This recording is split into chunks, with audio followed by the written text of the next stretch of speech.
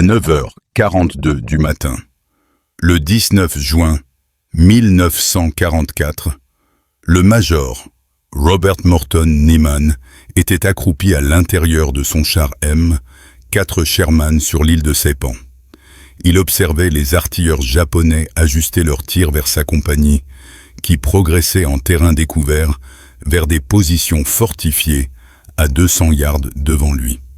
32 ans, commandant de la compagnie C du 4e bataillon de chars, il avait déjà reçu la prestigieuse Navy Cross. Les Japonais avaient positionné au moins 12 canons anti-chars de 75 mm dans des bunkers en béton couvrant l'approche de la crête, soutenus par des mortiers lourds et des nids de mitrailleuses creusés dans la roche volcanique. Le Sherman de Niemann s'élança avec 11 autres chars de sa compagnie. La chaleur à l'intérieur de la tourelle était étouffante, dépassant les 100 degrés. Son chargeur était déjà trempé de sueur sous son uniforme. Ils avaient parcouru 70 yards quand un impact massif projeta Niemann contre la paroi de la tourelle. Un canon de gros calibre, un coup direct.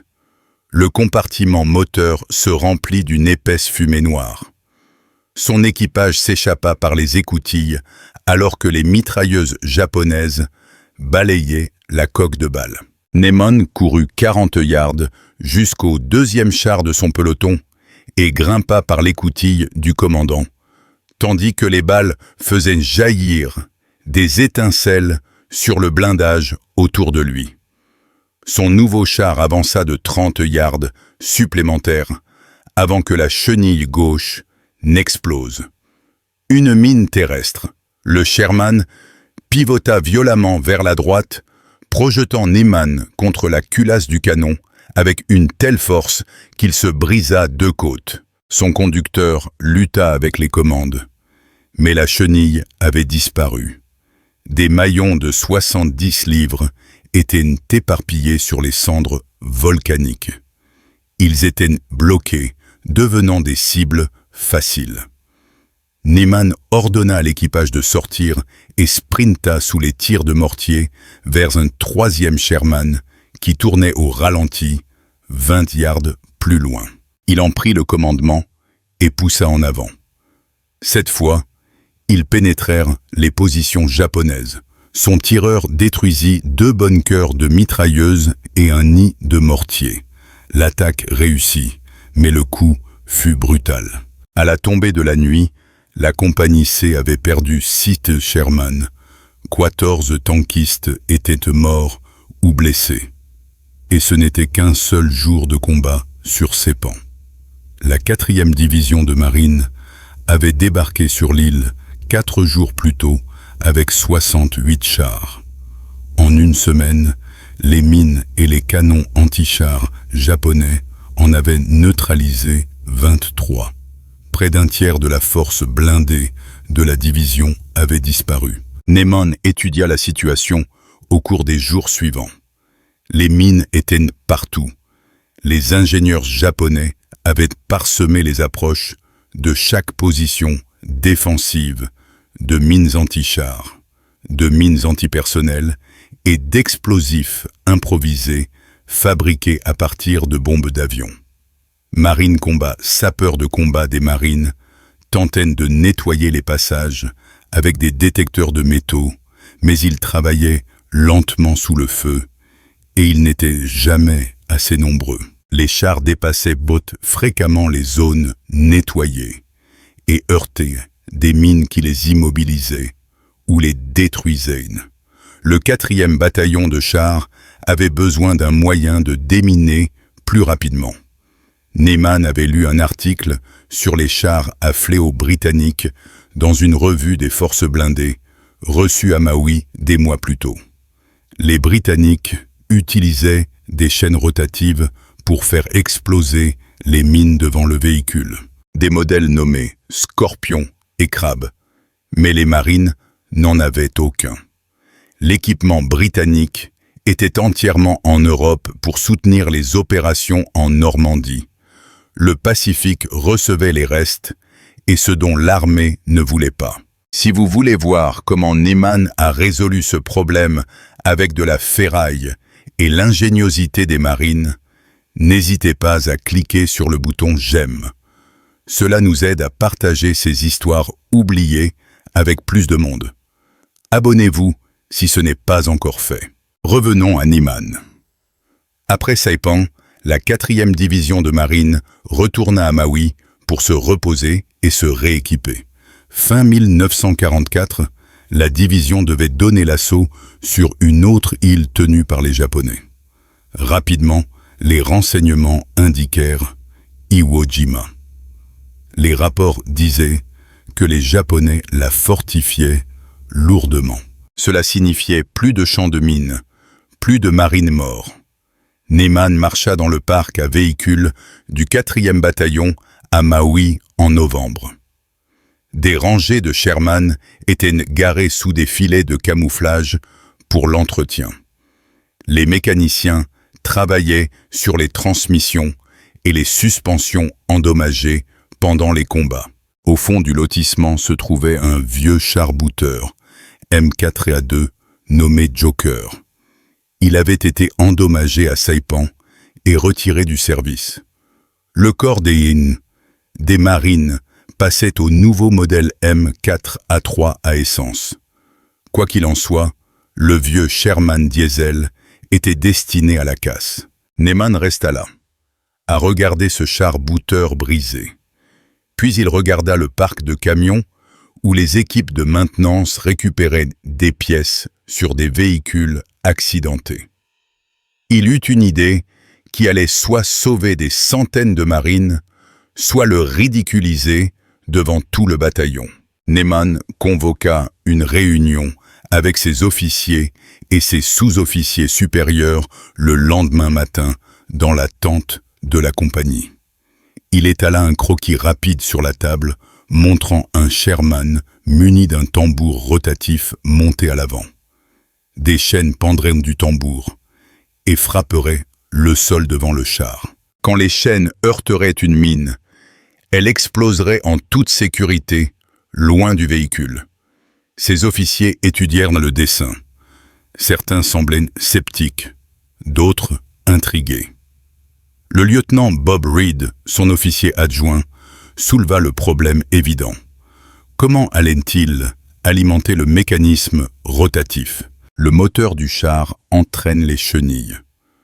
Tout le reste fonctionne sur batterie ou manuellement. Niemann répondit qu'il trouverait la solution en avançant. Il avait besoin de volontaires qui n'avaient pas peur de percer des trous dans le matériel gouvernemental et de souder des choses qui ne figuraient dans aucun manuel technique. Le sergent d'artillerie Sam Johnston s'avança sans hésiter.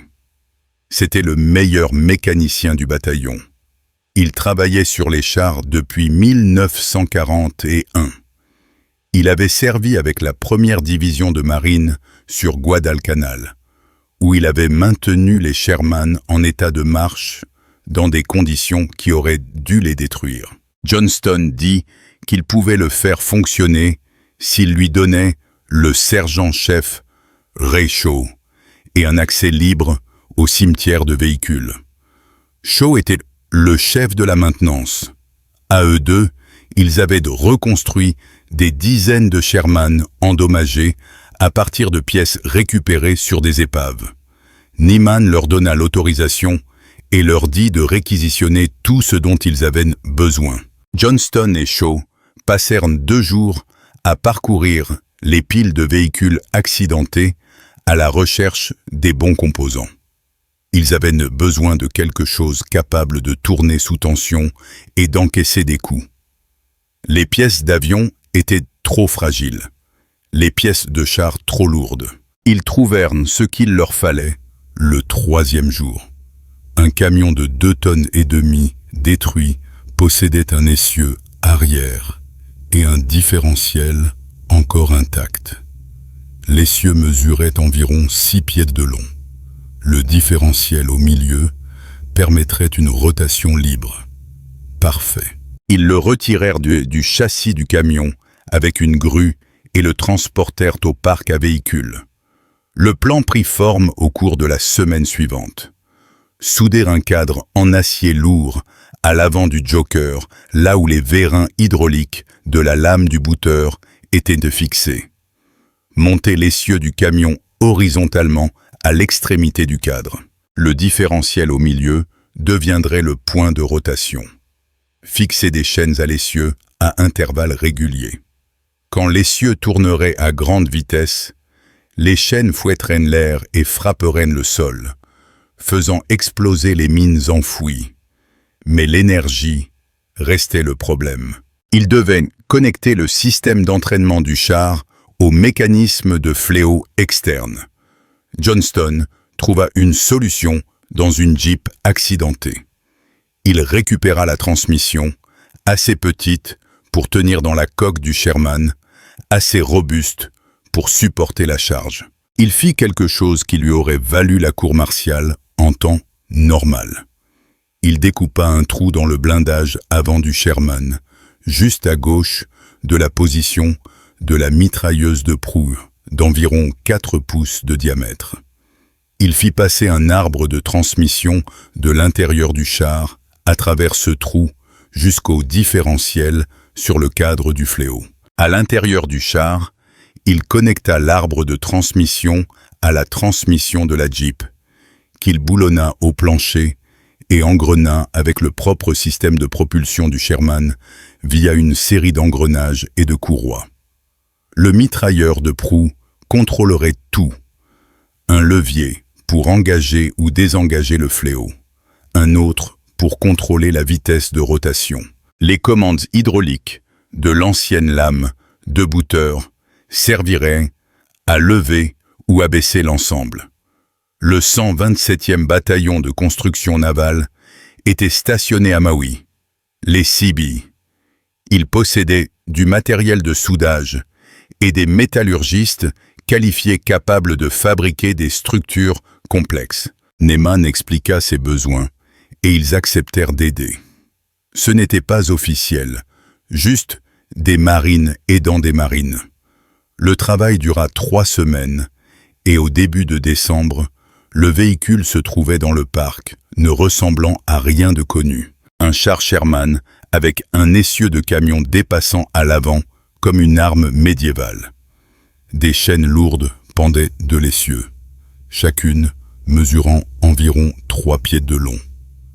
Tout l'appareil pouvait s'incliner de haut en bas grâce aux vérins hydrauliques. Des soudures grossières couvraient le cadre. Des plaques d'acier protégeaient le boîtier du différentiel, bien que ce blindage soit ajouté plus tard, après qu'un premier test en ait révélé la nécessité. Johnston grimpa au poste de mitrailleur de proue et testa le mécanisme dans le parc. Il engagea l'arbre de transmission. La transmission de la Jeep accrocha. L'énergie circula jusqu'au différentiel. L'essieu commença à tourner, doucement d'abord, puis plus vite. Les chaînes s'élevèrent du sol sous l'effet de la force centrifuge. Elles tournaient si vite qu'elles n'étaient plus qu'un flou. Le son était incroyable. Des chaînes de métal fendant l'air à grande vitesse, créant un rugissement qui fit accourir les mécaniciens des autres parties du parc. Johnston augmenta la vitesse. Les chaînes s'accélérèrent. Il la diminua. Elles ralentirent. Il leva l'ensemble. Les chaînes montèrent. Il l'abaissa. Les chaînes touchèrent le sol et projetèrent de la terre et des pierres partout en tournant. Le système de contrôle fonctionnait parfaitement. Mais personne ne savait s'il survivrait au contact de vraies mines. La force de l'explosion pourrait déchiqueter les chaînes. Les éclats pourraient détruire le différentiel. Tout l'ensemble pourrait simplement voler en éclats. Ils avaient besoin d'un test réel, ce qui signifiait poser un véritable champ de mines et rouler dedans. Les commandants de la division autorisèrent le test à la mi-décembre. C'était inhabituel. Les officiers supérieurs n'approuvait normalement pas les explosions de mines délibérées sur les terrains d'entraînement. Mais la valeur potentielle était trop élevée pour être ignorée. Si cela fonctionnait, cela pourrait sauver des vies sur Iwo Jima. Les ingénieurs des marines préparèrent le champ de mines sur une étendue de terrain vide à un demi-mile du parc. Ils enterrèrent des mines anti-chars japonaises capturées sur Saipan. Des mines de type 93, des boîtiers en céramique remplis de 22 livres d'explosifs, assez pour arracher la chenille d'un Sherman et potentiellement tuer l'équipage. Les ingénieurs les placèrent à différentes profondeurs, certaines en surface, d'autres profondément, certaines en grappe, exactement comme les défenseurs japonais le feraient en combat réel, sur 40 yards de terrain mortel. Nemon rassembla ses officiers pour observer. Le bruit s'était répandu dans le bataillon que quelque chose d'important se préparait. Des tankistes arrivèrent, des mécaniciens, des fantassins d'autres unités. Environ 100 hommes formèrent un périmètre lâche autour du site, restant bien à l'écart du champ de mines. Le Joker attendait au bord de la zone de danger, moteur tournant. Johnston au poste de mitrailleur de proue, prêt à contrôler le fléau. Un autre conducteur expérimenté aux commandes. Niemann se tenait à 50 yards de là, attentif. Cela allait soit valider 3 semaines de travail, soit prouver que tout le concept était impossible. Johnston engagea le mécanisme. L'essieu monta en régime. Les chaînes devinrent invisibles. Le rugissement couvrit tout le reste. Le conducteur relâcha le frein et fit avancer le Sherman au pas, à environ 2 miles par heure. Les chaînes frappèrent le sol devant le char. La terre explosa vers le haut. Les chaînes creusaient des sillons dans le sol, battant la terre avec une force immense. Puis la première mine explosa. L'explosion fut massive. Des débris volèrent à 50 pieds dans les airs. La fumée et la poussière cachèrent le char. Pendant un instant, personne ne put voir ce qui s'était passé. Puis le Sherman émergea des nuages, avançant toujours. Les chaînes tournaient encore. Le mécanisme était intact. Une autre explosion, puis une autre. Le fléau trouvait chaque mine sur son chemin et les déclenchait en toute sécurité. Les marines qui regardaient restèrent pétrifiés, alors que l'arme improvisée fonctionnait exactement comme prévu. Le Sherman rampa à travers des explosions continues. Chaque détonation soulevait des nuages de cendres volcaniques et des fragments de roches. Le bruit était assourdissant, même à 50 yards de distance. Les marines virent le char disparaître complètement dans la fumée. Seul le son du moteur et le rugissement des chaînes indiquaient qu'il bougeait encore. 30 yards dans le champ de mine. 35 yards. Les explosions se succédaient alors que le fléau débusquait mine après mine. 40 yards. Le char apparut de l'autre côté. Le conducteur s'arrêta et Johnston coupa le mécanisme. Les chaînes ralentirent et finirent par pendre, immobiles. Le silence soudain était presque choquant après la violence soutenue du test. Les marines se précipitèrent pour inspecter le véhicule. Le char était couvert de terre et de marques de brûlure, mais paraissait intact. Les chaînes montraient quelques déformations, mais étaient toujours fixées à l'essieu. Le cadre avait tenu bon. Johnston sortit et fit le tour pour examiner le boîtier du différentiel. C'est là qu'ils trouvèrent le problème. Un éclat d'une des explosions avait pénétré la partie inférieure du carter. Un morceau de métal dentelé, de la taille d'un pouce, avait percé l'acier mince. Le différentiel lui-même n'était pas endommagé. Les engrenages tournaient encore librement, mais la vulnérabilité était évidente et inacceptable. Au combat, un éclat chanceux au mauvais endroit pourrait paralyser tout le mécanisme. Shaw et les CB se mirent au travail l'après-midi même. Ils n'attendirent pas d'autorisation. Ils commencèrent simplement à découper des plaques d'acier et à allumer les chalumeaux.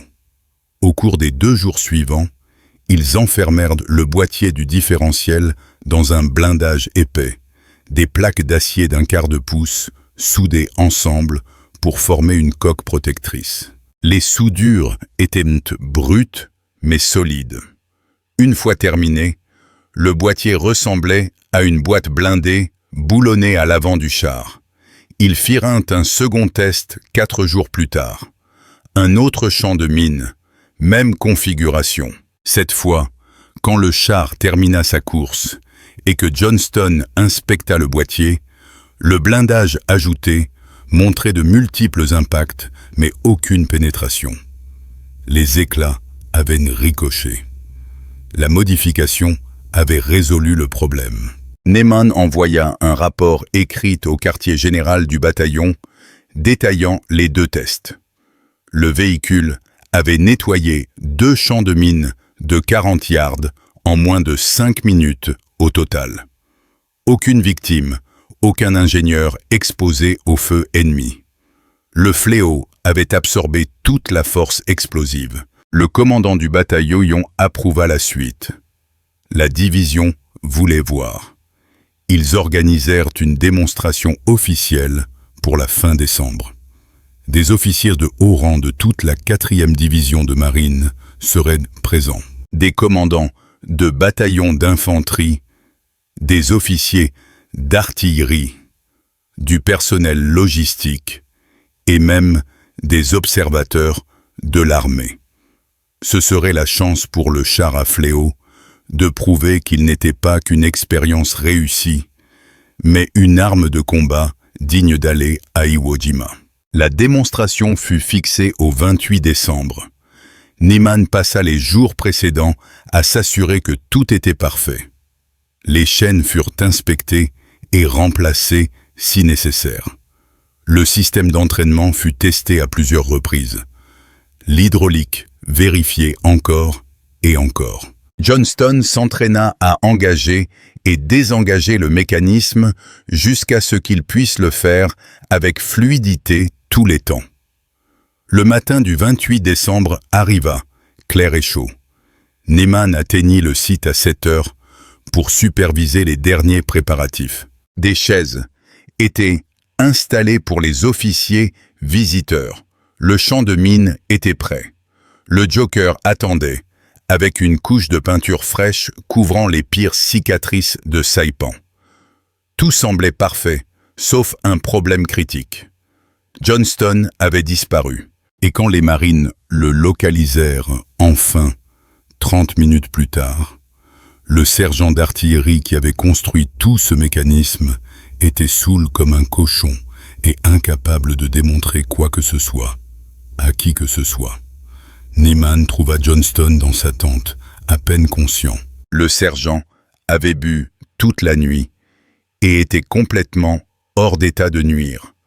Aucune quantité de café ou d'eau froide ne le rendrait fonctionnel en 30 minutes. Neyman devait trouver un remplaçant capable de manipuler un équipement qu'il n'avait jamais touché et de le démontrer à des généraux en moins d'1 heure. Il attrapa le premier conducteur de char qualifié qu'il put trouver, un caporal de la compagnie A. Neyman, le prit à part et lui donna un cours accéléré de 10 minutes sur les commandes du fléau. Le levier d'engagement, le réglage de la vitesse, comment lever et baisser l'ensemble. Le caporal était doué et apprit vite, mais il n'avait jamais manipulé ce mécanisme spécifique. Les officiers commencèrent à arriver à 7h45. 2 colonels, 3 lieutenants-colonels, un général de division du quartier général, des commandants de régiments d'infanterie, environ 30 officiers, supérieurs au total. Ils s'assirent devant la zone de démonstration. Certains paraissaient sceptiques, la plupart curieux de voir ce que cet engin de ferraille était censé accomplir. Niemann s'avança à 8 heures précises pour le briefing. Il expliqua le problème des mines, montra les statistiques de Saipan. 23 chars perdus la première semaine. Des ingénieurs nettoyant des passages à une vitesse de 10 yards sous le feu. Il montra le Joker et détailla la modification. L'essieu de camion, les chaînes, le système d'entraînement, le blindage soudé protégeant le différentiel. Il resta factuel, sans survendre, se concentrant sur l'ingénierie et les résultats des tests. Puis il recula et laissa la démonstration commencer. Le conducteur remplaçant démarra le moteur et engagea le fléau. L'essieu monta en régime avec ce rugissement distinctif. Les chaînes devinrent un flou. Le Sherman s'avança dans le champ de mine au pas. En quelques secondes, la première mine explosa. L'explosion fut massive, projetant terre et fumée vers le haut. Puis une autre détonation. Et encore une autre. Le fléau déclenchait les mines en continu alors qu'il avançait. Les officiers regardaient en silence le char disparaître dans les nuages de poussière et de fumée explosive. Le son des explosions résonnait sur la zone de démonstration. 40 secondes après être entré dans le champ de mine, le Sherman ressortit de l'autre côté. Le conducteur s'arrêta et coupa le fléau. Les chaînes ralentirent. Le mécanisme était intact. Plusieurs officiers se levèrent et marchèrent pour inspecter le véhicule. Ils examinèrent les chaînes, regardèrent le boîtier du différentiel marqué par les nouveaux éclats. Ils posèrent des questions sur l'entretien et les pièces de rechange.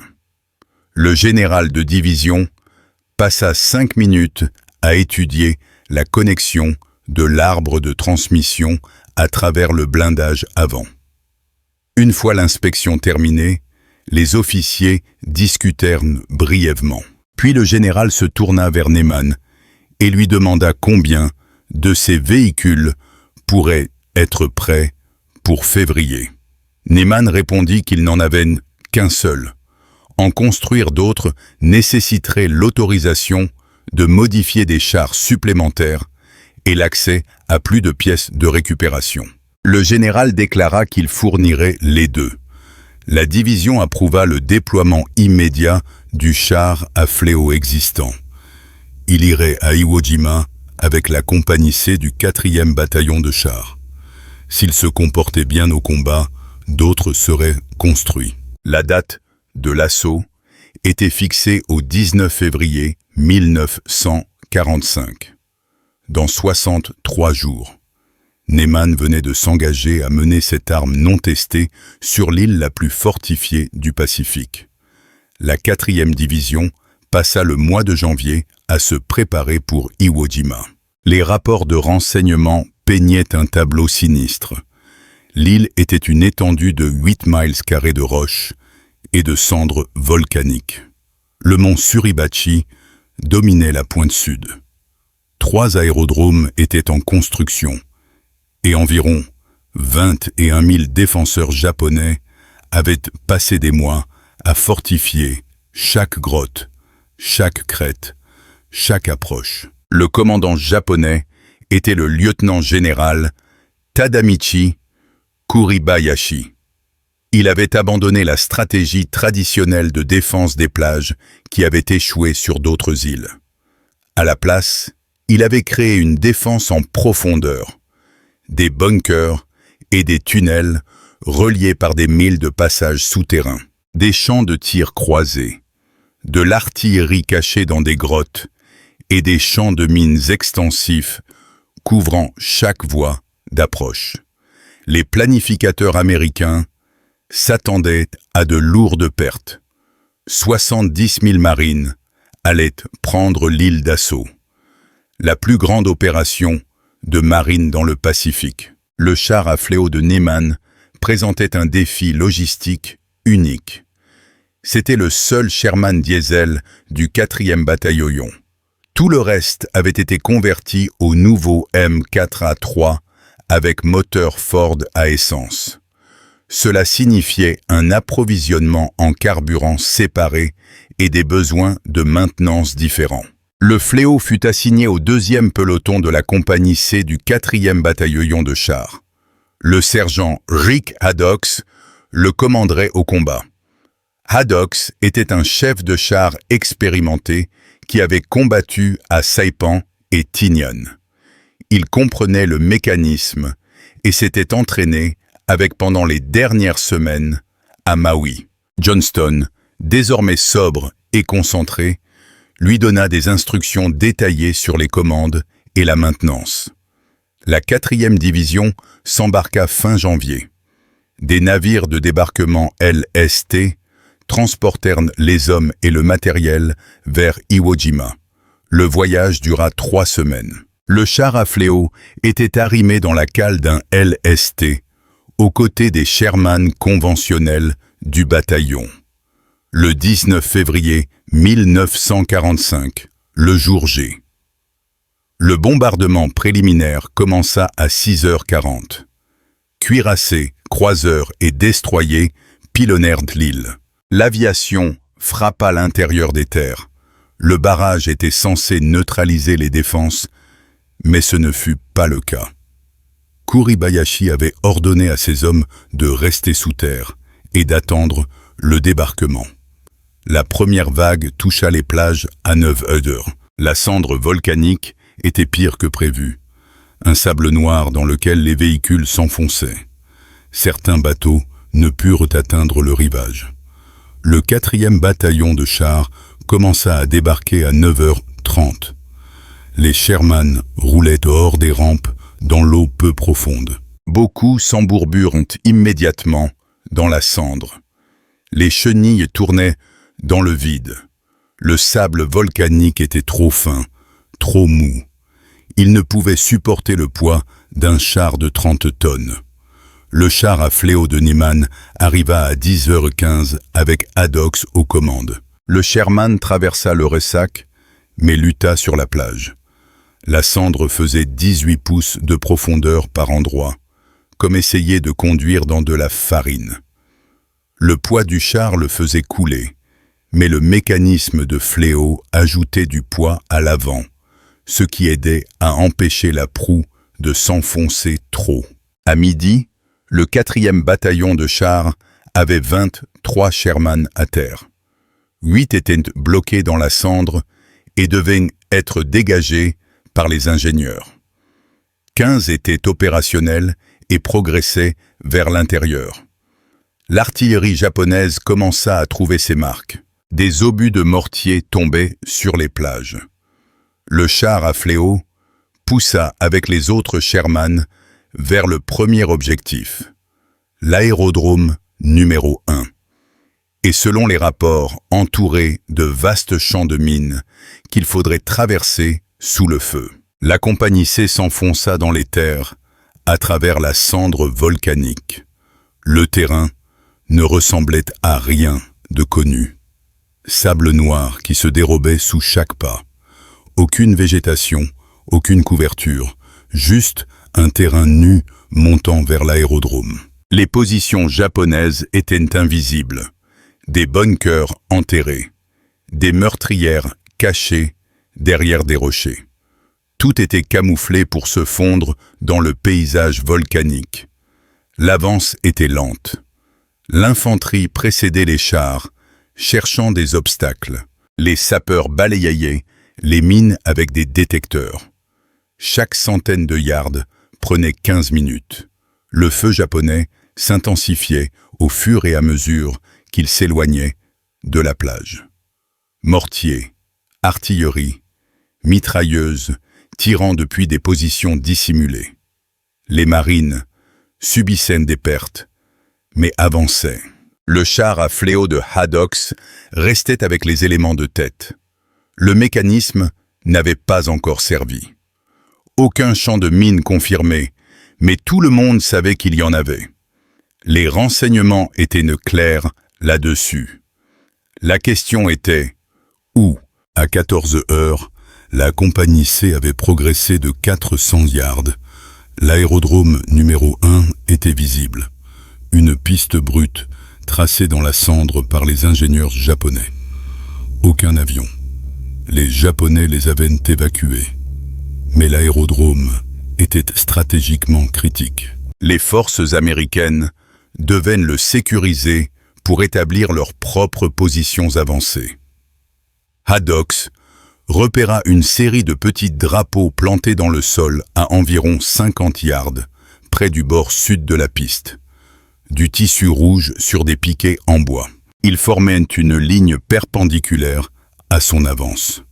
Son entraînement lui disait que les drapeaux marquaient des obstacles, mines, fils, tranchées.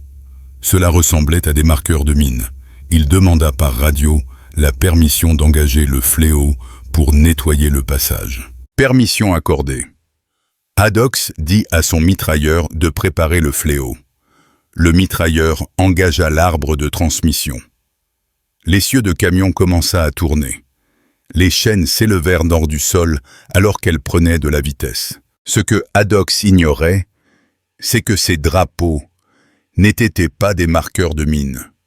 C'étaient des repères de distance pour les mortiers lourds japonais positionnés sur les hauteurs cachées à 500 yards au nord. Les défenseurs de Kuribayashi avaient pré-réglé leurs tirs sur ces points clés. Les drapeaux aidaient les équipes de mortiers à ajuster leurs tirs. Quand le char s'approcha des drapeaux, les observateurs japonais signalèrent immédiatement la cible. Le premier obus de mortier tomba à 20 yards, trop court. Haddox vit l'explosion et ordonna d'accélérer. Traverser la zone suspecte rapidement. Le deuxième obus tomba 10 yards plus près.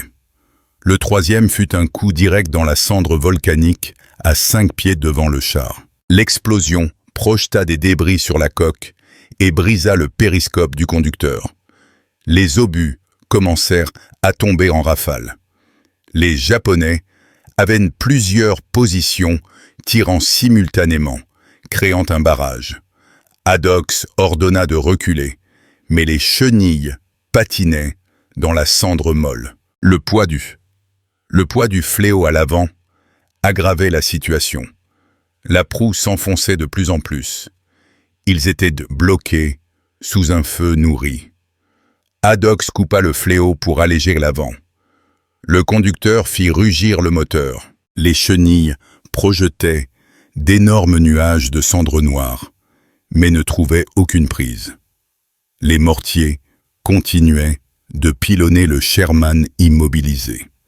Les éclats sonnaient nol sur le blindage. Le char encaissait, mais l'équipage était vivant à l'intérieur. Il n'avait aucun moyen de se dégager sans aide. La première mission de combat du char à fléau avait duré moins de 30 minutes, et elle risquait de s'achever là, dans les cendres d'Iwo Jima. Un autre Sherman de la compagnie C s'avança pour aider. L'équipage fixa un câble de remorquage et tira le char de Haddox vers l'arrière, hors du sable mou. L'extraction prit 20 minutes sous un feu constant. Une fois libéré, le char à fléau se retira derrière une petite crête. L'équipage inspecta les dégâts. Multiples impacts d'éclats sur la coque et la tourelle, périscope brisé. Mais le char restait opérationnel. Le mécanisme de fléau était intact. Ce fut la première et la dernière fois que ce char de déminage improvisé vit le combat sur Iwo Jima. La cendre volcanique rendait la mobilité presque impossible pour les véhicules lourdement chargés.